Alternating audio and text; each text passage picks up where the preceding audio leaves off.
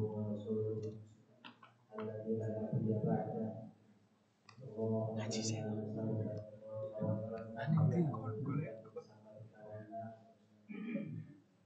اللهم إنا نسألك علما نافعا ورزقا طيبا وعملا متقبلا أما بعد يا أيها الذين آمنوا اتقوا الله حق تقاته ولا تموتن إلا وأنتم مسلمون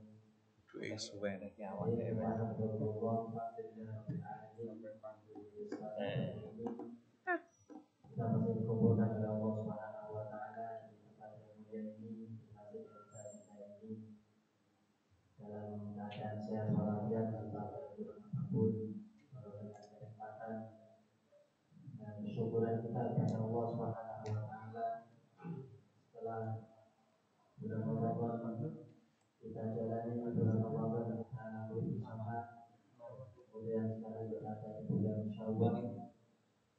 Bagaimana kebiasaan para ulama dahulu,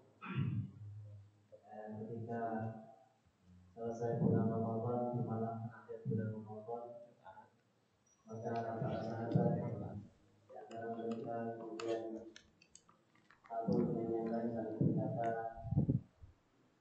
siapa di antara kita yang menerima masalahnya? Yang baru ada? Saya kira enggak. Berusaha. Nggak apa-apa. Jadi para sahabat di antara mereka saling berkata, siapa di antara kita yang amal solehnya diterima selama bulan Ramadan, maka izinkan kami mengucapkan selamat kepadanya. Dan barang siapa yang amal ibadahnya tidak diterima di sisi Allah, maka izinkan kami untuk berbelasungkawa. Izinkan kami untuk berduka cita atau bertakziah. Maka rasa takut itu, rasa khawatir itu yang kemudian membuat para ulama, para salafus saleh kita senantiasa berdoa. Bukan hanya sehari, 2 hari setelah Ramadan, bahkan sampai 6 bulan setelah Ramadan, mereka senantiasa berdoa, Allahumma taqabbal minna. Ya Allah, terimalah dari kami amal soleh yang sudah kami lakukan selama bulan Ramadan, dan itu berlangsung selama 6 bulan setelah Ramadan. Bayangkan mereka para salafus soleh yang luar biasa, yang mulia itu, yang ibadahnya sangat-sangat luar biasa. Setelah selesai beribadah, maka mereka senantiasa berharap dengan diiringi, diliputi rasa khawatir, rasa takut, jangan-jangan amal yang sudah dilakukannya tidak ada nilainya di sisi Allah Subhanahu wa taala. Maka mereka senantiasa berdoa, senantiasa memohon kepada Allah, semoga Allah berkenan menerima amal soleh yang dilakukan. Nah, kalau di kita kok bedanya jauh sekali. Paling kita kalau berdoa taqabbalallahu minna wa minkum, paling hanya sehari, 2 hari, 3 hari di bulan Syawal. Setelah itu hampir jarang kita berdoa. Entah karena saking pedenya kita, melebihi kepedean para ulama. Jadi saking pedenya kita merasa kemudian insya Allah amal soleh kita akan diterima. Atau karena yang lain, wallahu ta'ala alam. Tapi yang jelas kita sudah diajari oleh para salafus saleh kita bahwa kita senantiasa memohon, meminta kepada Allah semoga Allah berkenan menerima amal yang sudah kita lakukan. Kemudian di bulan Syawal ada hadiah yang Islam ini berikan, ada hadiah yang hadiah ini bahkan menjadi syariat yang harus dilakukan oleh orang beriman, yaitu hari raya Idul Fitri, sebagaimana yang digambarkan oleh Rasulullah SAW, bahwa hari raya itu harinya makan-makan, harinya minum-minum, dan makan dan minum ini menjadi syariat. Sebagaimana syariat kita sholat, sebagaimana syariat kita berpuasa dan sebagainya, itu Maka di hari raya Idul Fitri ada syariat yang diminta oleh Islam, oleh agama kita, bahwa hari raya itu adalah hari-harinya untuk kita makan, hari-harinya untuk kita minum, dan yang tidak boleh dilupakan adalah hari mengingat Allah. Jadi bahkan tidak boleh orang di bulan di hari raya itu bersedih, tidak boleh, karena memang semangatnya yang dibawa adalah hari bersenang-senang. Sampai-sampai Nabi menyampaikan kepada para sahabat tujuan besar dari hari raya itu, bahwa hari raya itu hari senang-senang, tidak boleh ada orang bersedih. Sampai-sampai makanya syariat zakat fitrah yang kita keluarkan kan tidak boleh kita bayar zakat fitrahnya setelah selesai sholat id, kan tidak boleh. Batas terakhirnya adalah sebelum khotib naik mimbar. Di antara tujuannya adalah tu'matun lil masakin, untuk makanan orang miskin, agar tidak ada lagi orang miskin di hari raya yang tidak bisa ikut berlebaran, tidak bisa ikut berhari raya. Nah, itu semangat yang diusung, bahwa hari raya itu hari senang-senang dan hari makan, hari minum. Bahkan nanti ada tambahannya di kalimat yang lain, yaumu bi'al, hari suami istri, hari berkumpulnya suami istri. Jadi sampai disyariatkan, sampai dianjurkan, sampai disuruh. Dan tujuannya adalah Nabi mengatakan lita'lamal yahud anna fi dinina fushah, agar orang-orang Yahudi itu tahu bahwa agama kita juga mengajarkan tentang kelapangan, mengajarkan tentang kelonggaran, memberikan sesuatu yang menyenangkan, tidak melulu ibadah yang melelahkan, tidak melulu ritual ibadah yang membosankan atau membuat kita capek. Tapi bahwa syariat Islam ini juga di dalamnya ada ajaran untuk kita bersenang-senang tadi, ada fusha.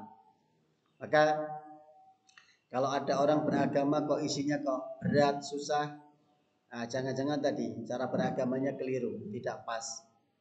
Karena sampai Nabi menyampaikan agar orang Yahudi itu tahu bahwa agama kita juga mengajarkan kelapangan, kelonggaran, hal yang membahagiakan.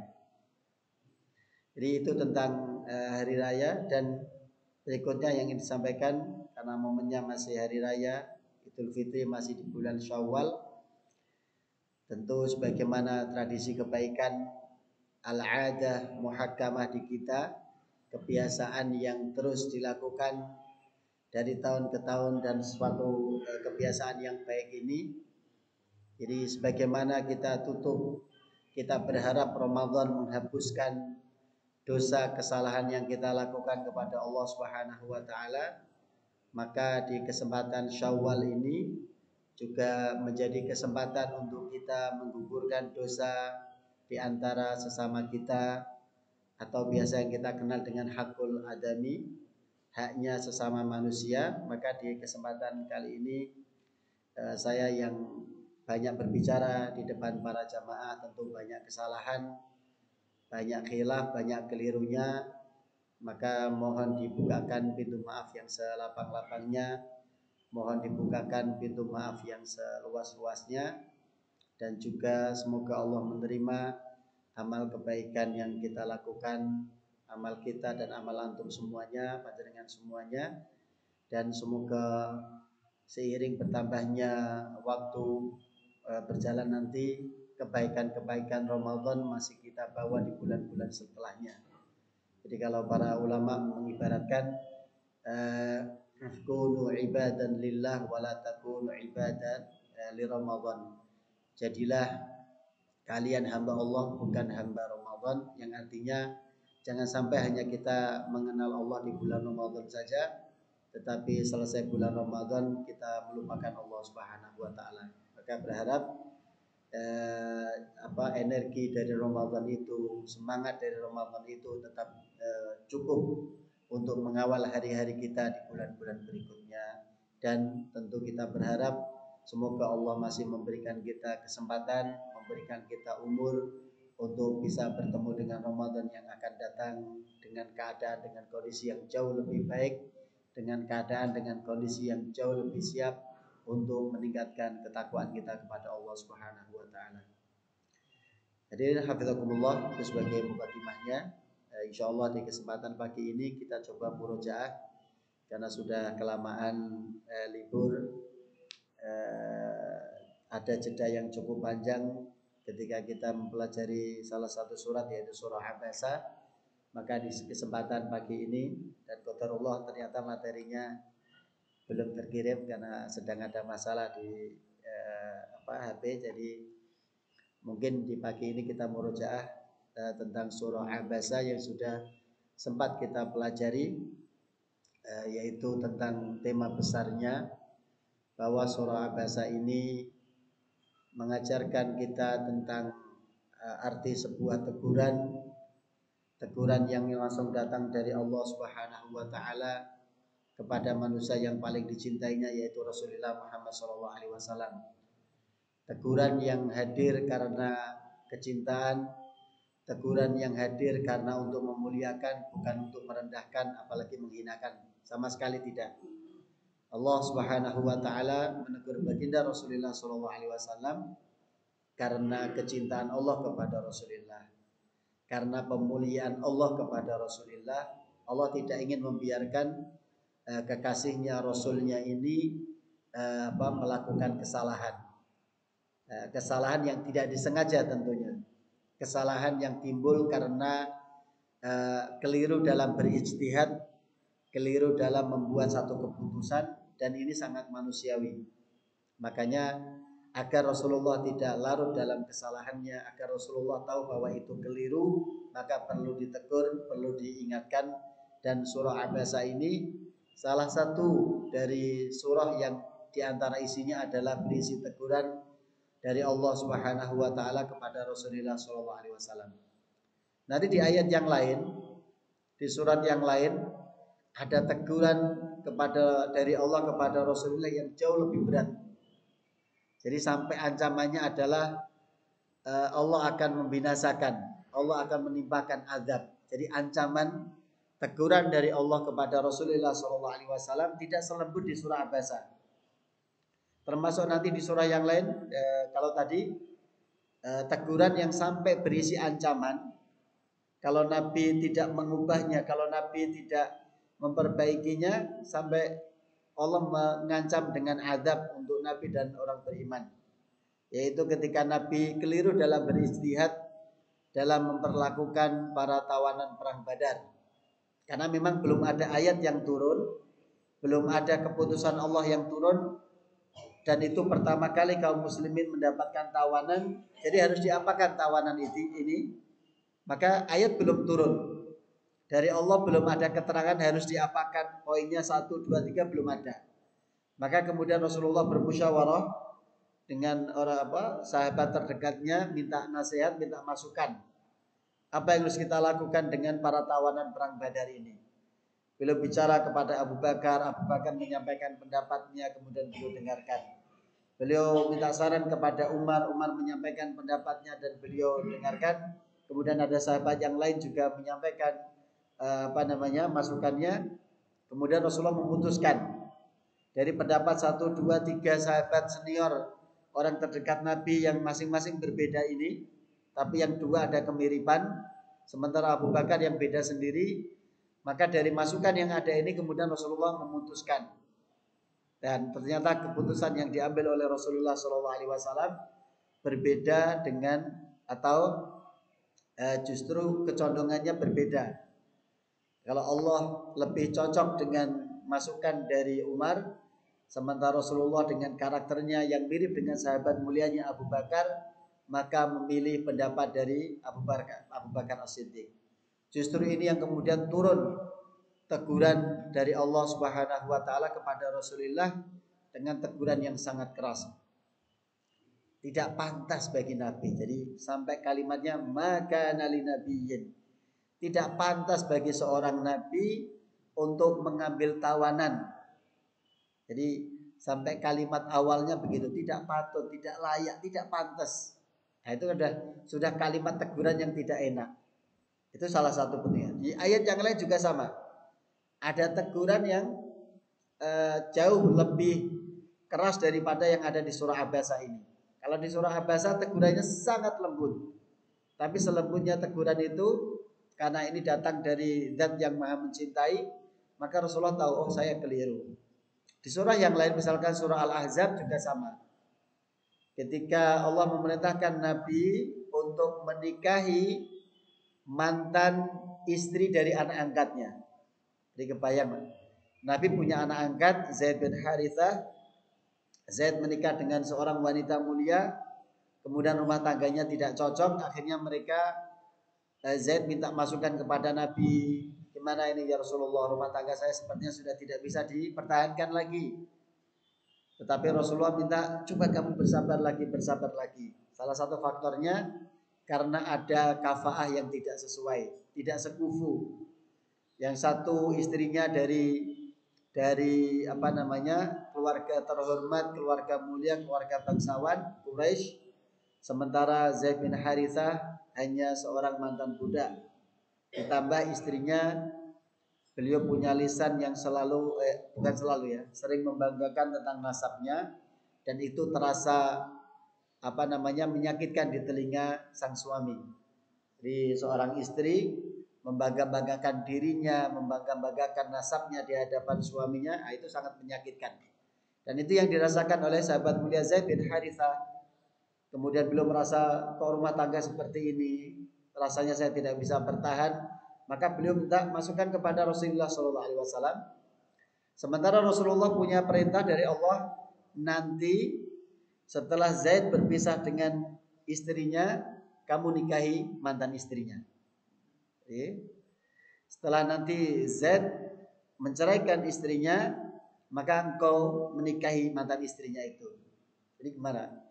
Rasulullah diperintahkan untuk menikahi istri dari mantan istri dari anak angkatnya. Tapi ketika Rasulullah dimintai masukan, beliau mengatakan bertahanlah, jagalah hubungan kalian. Begitu nanti sudah mentok, akhirnya mereka bercerai juga. Padahal Nabi sudah dapat perintah untuk nanti menikahi mantan istri dari anak angkatnya, tapi itu tidak dimunculkan. Sampai-sampai Allah menegur Nabi, apakah engkau takut terhadap omongan manusia, khawatir terhadap suara orang nanti ngomongin engkau seperti apa ya Rasulullah? Padahal yang lebih layak untuk engkau takuti adalah Allah Subhanahu wa taala. Jadi ada teguran-teguran yang Allah taala berikan kepada Rasulullah sallallahu alaihi wasallam atas ijtihad beliau, atas keputusan yang beliau buat, dan keputusan ini ternyata ada kelirunya. Dan itu sesuatu yang manusiawi. Itu menunjukkan bahwa Rasulullah betul-betul sisi manusiawinya ada, atau betul-betul tampak, kemudian melakukan kekeliruan dan ditegur oleh Allah Subhanahu wa taala. Teguran yang untuk menunjukkan kecintaan, bukan menunjukkan kebencian. Maka itu tema besar yang pertama yang kita sudah pelajari di dalam surah Abasa ini, bahwa mengingatkan, menegur itu bisa jadi adalah bukti cinta, baik kepada anak kita, kepada anggota keluarga kita yang melakukan kekeliruan, kesalahan. Jangan sungkan-sungkan kita sebagai seorang pemimpin di rumah untuk mengingatkan, untuk menegur, untuk dalam rangka memperbaiki kesalahan. Termasuk juga anak didik kita, santri kita, murid kita, mahasiswa kita mungkin. Maka bisa jadi teguran itu adalah untuk menyelamatkan mereka. Teguran itu adalah untuk membawa mereka dari keburukan kepada kebaikan. Kemudian tema yang kedua yang disampaikan di dalam surah Abasa ini, Allah menegaskan bahwa kalla innaha tazkirah.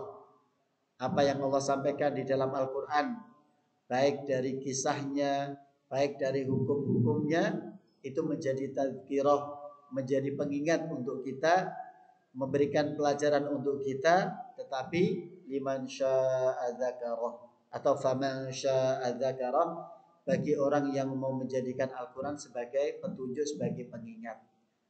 Jadi ibaratnya kita sudah diberikan buku panduan Untuk kita pergi ke satu tempat, misalkan untuk kita melakukan sesuatu, sudah ada buku panduannya.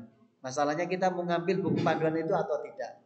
Masalahnya kita mau menggunakan buku panduan itu atau tidak.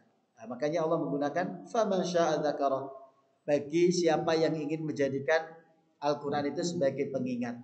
Kalau yang tidak mau ya sudah, siap-siap aja tersesat. Siap-siap saja nanti akan jatuh dalam kesesatan. Itu poin yang kedua. Jadi Allah tidak memaksa kita peganglah Al-Quran, jadikan Al-Quran petunjuk, tidak. Tapi kalimatnya kalimat lebih kepada ini Al-Quran petunjuk. Siapa yang mau mengambil silahkan. Kalau tidak maka siap-siap nanti akan berada dalam kesesatan. Itu poin yang kedua. Termasuk juga poin yang kedua, Allah menyebutkan bahwa siapapun yang berinteraksi dengan Al-Quran, mereka adalah orang-orang yang memiliki sifat-sifat yang mulia. Orang yang membawa Al-Quran atau malaikat yang membawa Al-Quran adalah malaikat yang disifati dengan sifat yang mulia. Kemudian orang yang menerima Al-Quran juga disifati dengan sifat yang mulia yang disebutkan di dalam surah Abasa ini. Poin yang ketiga yaitu menunjukkan atau menggambarkan tentang betapa manusia itu memiliki tabiat, memiliki watak suka ingkar, suka kufur, suka mengingkari, baik mengingkari pemberian Allah, kenikmatan Allah, atau mengingkari beribadah kepada Allah.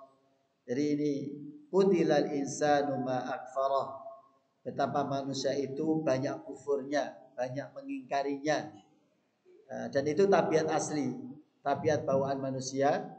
Maka agar kita terhindar dari sifat kufur ini, atau agar kita bisa terbebas selamat dari kekufuran ini, maka yang kita lakukan, yang diajarkan oleh surah Abasa ini adalah apa yang membuatmu berlaku ingkar wahai manusia, maka obatnya adalah dengan mengingat asal penciptaan kita, kemudian mengingat nanti bagaimana nasib kita setelah kembali kepada Allah.